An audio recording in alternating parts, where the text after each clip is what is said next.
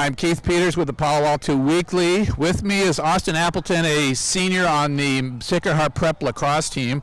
Last week he played in 3 Peninsula Athletic League playoff matches. Sacred Heart Prep won all 3. In the first match, a 10-3 win over Burlingame, and then they moved on to the semifinals. They defeated rival Menlo Atherton 6-5 in overtime. That put them in the championship game against neighborhood rival Menlo School, which had won the regular season title. Sacred Heart Prep ended up winning 7-5. For the 3 matches, Austin had 36 saves. He only allowed 13 goals, and he was named the MVP of the championship match. And for that performance, he is the Palo Alto Weekly Boys Athlete of the Week. The big match of the week, obviously, was the championship one. You had lost to Menlo School twice during the regular season. Those were your only 2 league losses. How'd you pull out the victory in your 3rd meeting? Well, I really think it came down to being the underdogs. It was really it was a good boost for us to come in like we had nothing to lose, and Menlo had everything to lose, and having that just put an extra chip on our shoulder, and we just came in like warriors and did what needed to be done and walked off with a win. What did you learn from the 2 earlier losses to Menlo?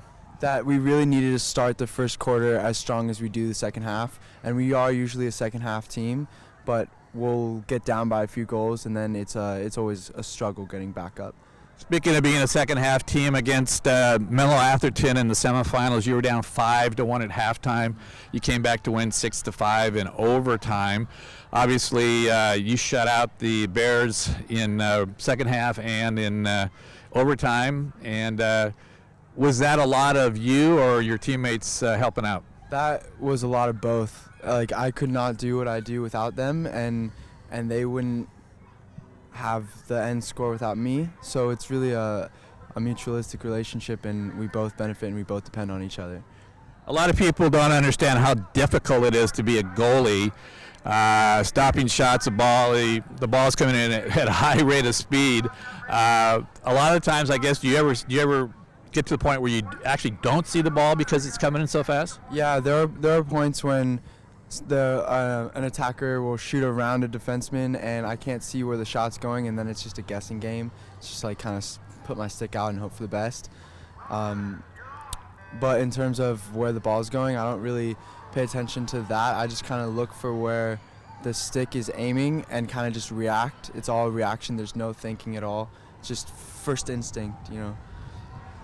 Your team finished 17-5 this year. It had a great season, following up on last year's great year.